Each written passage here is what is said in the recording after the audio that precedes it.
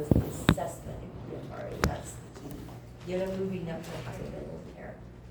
Bell's palsy, oh my goodness. Am I gonna have one question on the test? Am I gonna test you on trigeminal neuralgia? 0. I don't even know why that's on there. Probably because of aspiration potential. So with Bell's palsy, what is Bell's palsy? Damage of the cranial nerve. Yeah. The problem with Bell's, and I think the acute thing, is again the potential for aspiration and potential paralysis lower, right? So maybe there's a potential air or swallowing issue.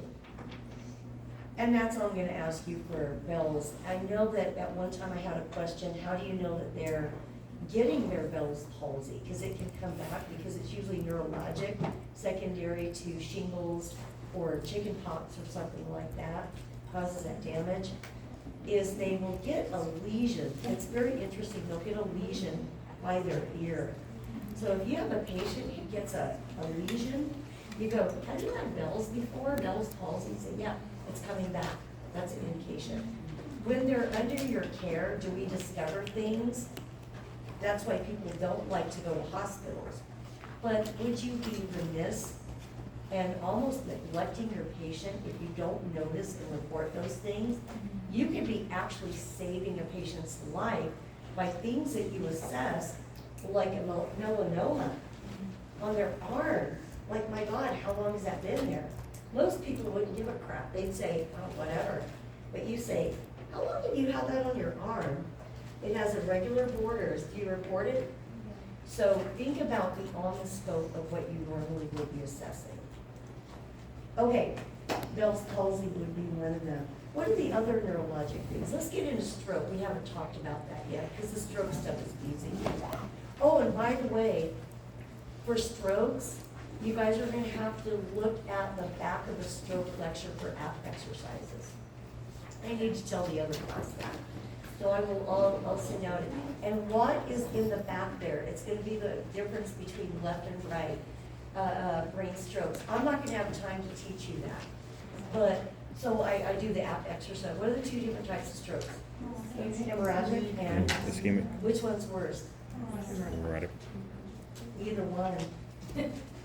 Really, and it depends on the size of the ischemic and the bleed. The bleed, right? That's what we call them. How do you, what, and this is big, this is the key. Let's end with the crescendo here. What is your gold standard diagnostic for a CVA? Non-contrasted.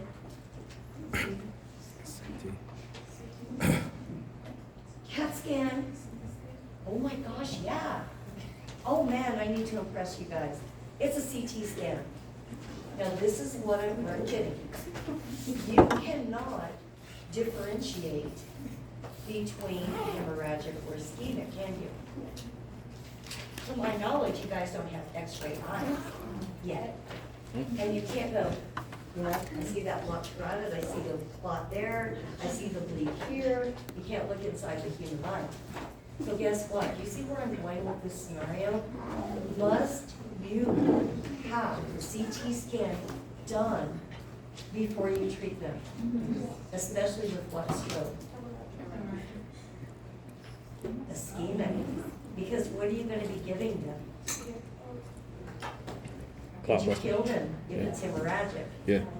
Do not dare ever do treatments for what that ED doc is telling you, or what the, who am I going to be listening to? One person, neurologist, done, cut and dried.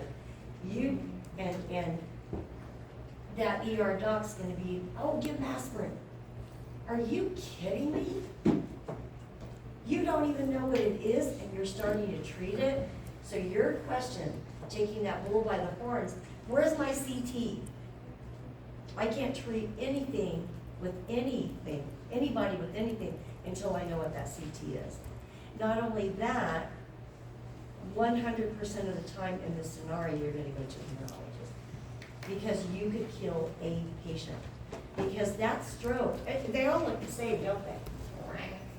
whatever. Yeah. Maybe it's a finger, maybe it's a toe, it depends on how vocal it is, or how big it is. You still know it's a stroke, you just don't, you have to differentiate it. Now we've done, is it my time?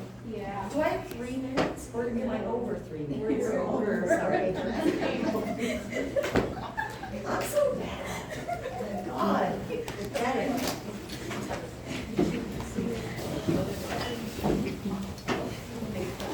Thank you for listening. Oh, sorry, I'm so sorry. You're welcome.